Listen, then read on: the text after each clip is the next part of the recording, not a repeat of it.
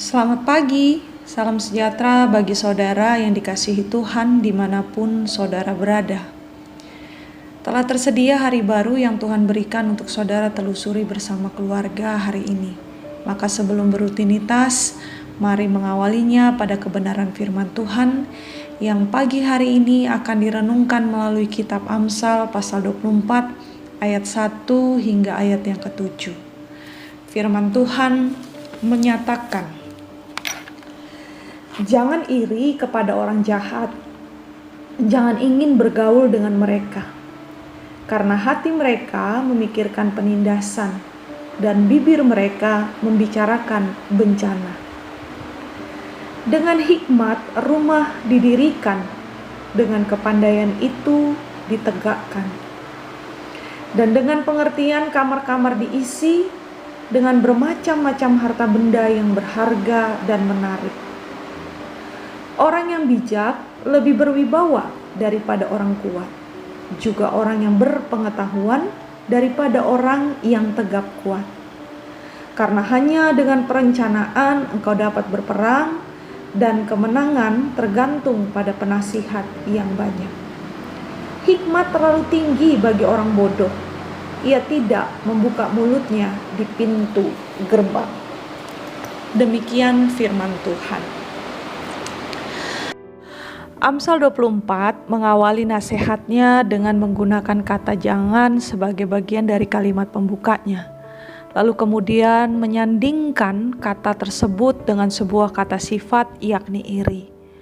Mengapa iri? Terlepas dari rasa iri itu ditujukan kepada siapa, peneliti dari Belanda, Bastel, mengatakan bahwa iri merupakan sifat yang tidak bisa dihindari karena masuk ke dalam proses evolusi sebagai dasar dari sifat manusia yang kompetitif.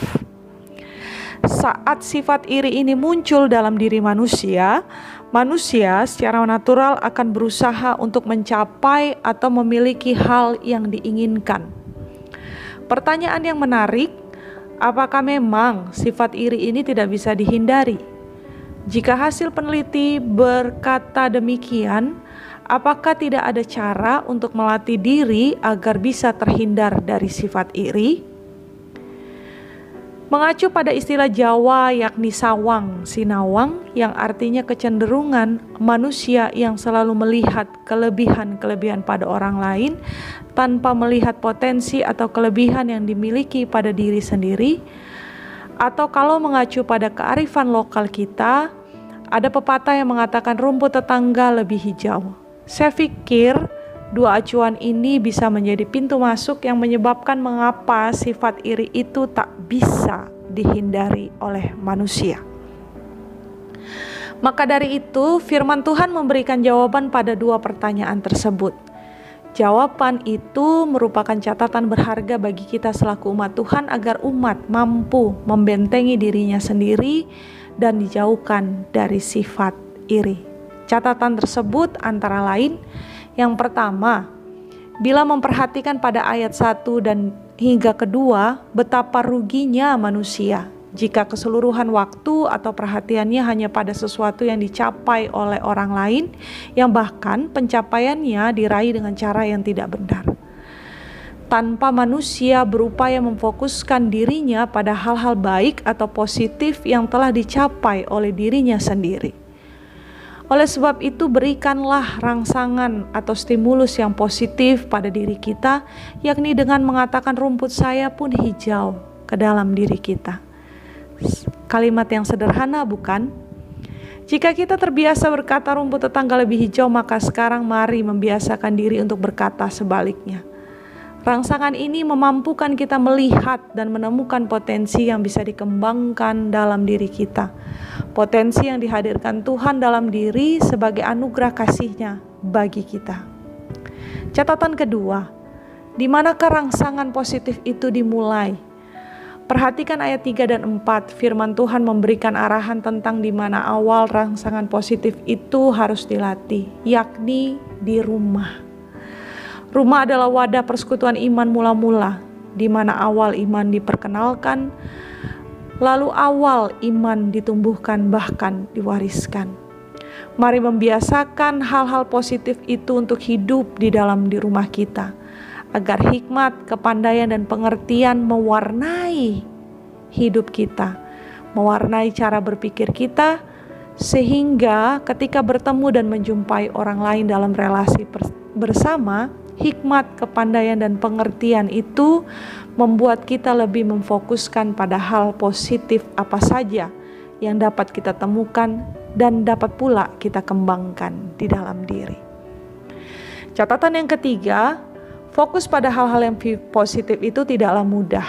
Perhatikan ayat 7, akan ada tantangannya. Bisa jadi hal positif yang berupaya untuk dilatih dan berupaya juga untuk kita terapkan di rumah akan dianggap sebagai suatu hal yang bodoh atau bahkan diremehkan oleh sekitar kita. Anggapan tersebut seringkali melemahkan kita, bahkan membuat kita enggan atau bahkan malu untuk memberlakukan apa yang telah dilatih saat kita berelasi dengan sesama. Bila hal tersebut melemahkan kita, maka fokuskan pemikiran kita pada firman Tuhan yang dikatakan melalui ayat 5 dan 6. Ini menjadi alasan yang terkuat mengapa nasihat Amsal yang melekat pada kata jangan itu harus tetap diberlakukan dalam kehidupan kita, apapun resiko dan tantangannya. Semangat dan selamat menelusuri hari baru ini, kiranya kebenaran firman Tuhan menguatkan langkah iman dalam rutinitas saudara hari ini. Amin. Mari berdoa. Kristus Tuhan yang setia menyapa kami dalam kasih dan anugerah-Mu. Betapa kami bersyukur atas setiap sapaan-Mu itu yang telah kami terima melalui orang-orang yang kami kasihi, yang kami jumpai di rumah kami masing-masing, yang kami jumpai dalam relasi dengan sesama, maupun yang kami jumpai melalui pergerakan di alam semesta buatan tangan-Mu ini. Dalam rasa syukur ini kami kembali tertunduk dalam doa kepadamu, ya Kristus Tuhan kami. Kami memohon belas kasih-Mu, kami memerlukan pertolongan-Mu, agar firman-Mu yang telah direnungkan pagi ini mampu melekat kuat pada loh hati kami, menjauhkan kami dari rasa iri yang hendak timbul dari dalam diri ini terhadap sesama kami, bahkan menguatkan langkah iman ini selaku umat-Mu untuk tetap setia dan dalam ketaatan, menampakkan perilaku hidup yang mencerminkan kemuliaan-Mu dalam kasih dan kebenaran bagi seluruh ciptaan di alam semesta ini. Terpujilah nama-Mu ya Kristus Tuhan, Juru Selamat kami.